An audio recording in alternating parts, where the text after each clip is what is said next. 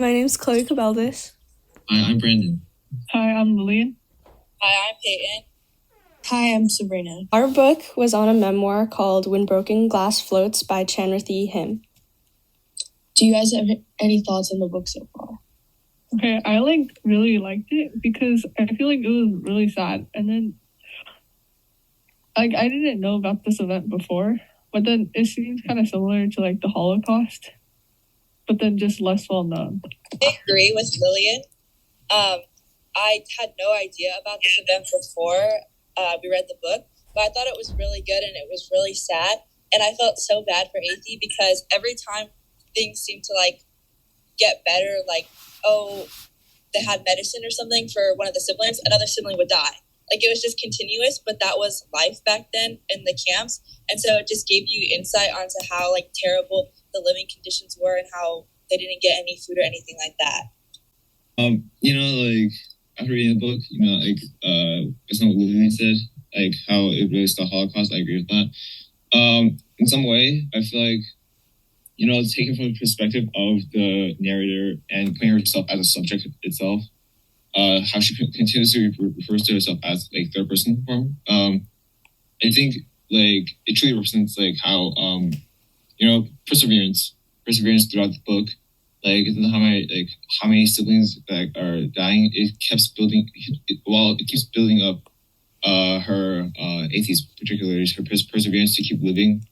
Yeah, for me, I was kind of ready for some of the stuff that was going to be talked about because my family on my mom's side was actually there during this time, and so they experienced some of the similar things to Chanrathy's family.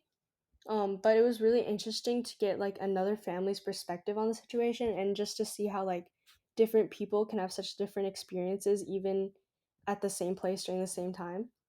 One of the quotes that stuck out to me was it was something about how the dead were being fed on by rats and that the living had to trap the rats and eat them to survive. And I think that just attests to how morbid the book was. But I think that's important because it places an emphasis on the severity of this situation. I also think that throughout the duration of the book, in the beginning, I feel like she was kind of naive about the whole situation. But I mean, how could you blame her? She was really young when it all happened. And I feel like her parents kind of avoided really telling her what was going on.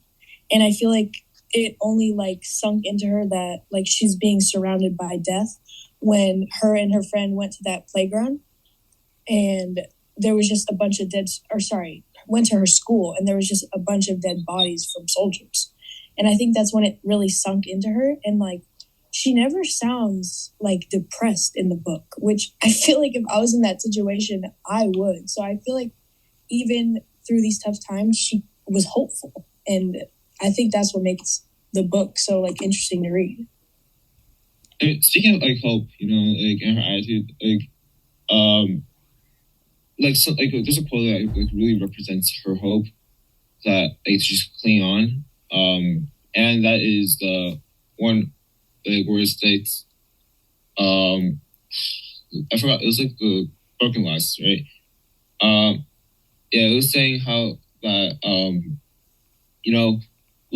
good beats evil, and that represented by squash, evil will sink and broken glass will float, which is kind of the entire I should say the entire theme of the book, right?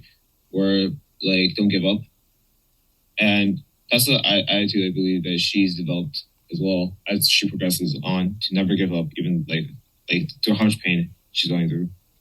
Okay, so that kind of ties into what I wanted to talk about next. How does the death of multiple of her family members affect her and her living siblings? I think the death of her eldest sister really hit her hard because it was someone she looked up to all the time. And I know I have an older sister and it's they're one of the most powerful role models in your life. I think the death of her dad hit her the hardest because it happened at the very beginning of the whole Khmer Rouge invasion of Cambodia. And so at first she thought that her dad was, taken somewhere for a job, but when really he was executed and had to dig his own grave. And so when she found that out and she cried in the orchard of her grandpa's house. I think all that just hit her so much harder because the realization hit that like these guys are going to cause harm to her country and to her family and to everyone around. And so without her dad, who she was the closest with, she felt hopeless and alone. Yeah, and I also feel like with some of like her siblings when they died, I feel like she wasn't exactly prepared for it, but I think she had a better understanding of the situation that she was in. So I think she was expecting anything. But when her dad died, I agree with Peyton. I think it definitely did hit her the hardest because it was out of nowhere. And she thought that her dad was going to come home and she didn't say a proper goodbye. So if I were in her shoes, I think that would hit me the hardest too, just knowing that I didn't get a proper goodbye, and especially the way that he died. Yeah, I feel like her mom's death was also like it hit her like really hard because like her mom was already sick for so long and she was already so weak. Like her mom wasn't able to like witness her other siblings' deaths when they died at the hospital. So when her mom died, it was just kind of expected because she was already really sick. But then also not because like that was her only mother figure. And then after she died, like Chia had to take on the mother figure. Oh yeah, building off of building a lot. She did make a promise to her mom that she ultimately she couldn't keep, and I think that that aspect of not being able to, hold on to a promise to someone you loved during your lifetime, it's really what I think really what kind of broke her at that moment. At that moment, kind of broke her. That how. Someone that loved her immensely will die because she couldn't do anything about it. Like as AC couldn't do anything about it to help her mom.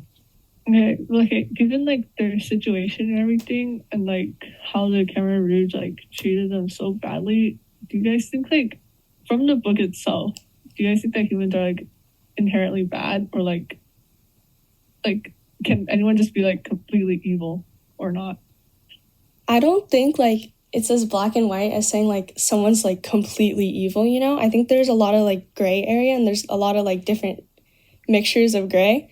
And like of course the like horrible actions that they committed resulted in like millions of innocent people dying, and those actions were despicable. But like despite this, I think that it's important to remember that these were like human beings, And I think like it's dangerous to promote them as anything like but human, because they're not some like random beings that like transcend what humans can do. They were just like us, and holding them accountable for what they did to Charity and like the millions of others who died recognizing that they had like a choice with every bullet that they shot and every grave they dug. Their choices are what made them despicable, and not like some inherent badness that exists in them. And like pointing out that any of us have the capacity to be like them is really like sickening, and like that's how it should be, because it gives like the public the disgust that is necessary to like steer them away from anything like this happening again. And talking about that, you have to recognize that during that time, I'm sure they didn't feel it was evil, like the camera people, like they when they were shooting, they didn't recognize evil. They didn't recognize it was despicable. They just thought of it as well. They just thought of making a new regime. They're making they were thinking of cleansing. So much how Holocaust was like cleansing of the Jews. Well, in this case, they were like I should say they were cleansing. To make a new era. For communism during this period. And yeah, inherently, like they didn't feel it was evil, but like even though like we felt it was completely evil, so I think there's different perspectives. Now we know it's completely evil. I agree with Brandon. In a sense, I think that all like from the beginning of since when you're born, it has to do with your environment and what you're raised in and around. But I also agree with his as that they saw it as cleansing, and either you joined the Khmer Rouge or you died. You didn't really have a choice. Like you were forced to do what you had to do to stay alive. And what they did was evil, but they did it to protect and support themselves and their families. And so that, in a sense, isn't evil. They did it because they care about their family and they care about themselves. Yeah, and then I also feel like even inside the book, the Khmer Rouge soldiers, they like some of them, yeah, they were shooting bullets and all that. But then some other ones, they weren't as mean. Like there's one time where it's like the Ati gets like caught by a soldier and she's like tied to a tree and they threaten her and her friend with like death. But then at the end, they're just like, I'll let you go, but don't do that again. You know. All in all, I think we can all agree that the book When Broken Glass Floats is a really good read, and I think everyone should put some time into reading it because I think it is a really important event that is not acknowledged enough. And so that was our book talk. Thank you. Thank you. Thank you.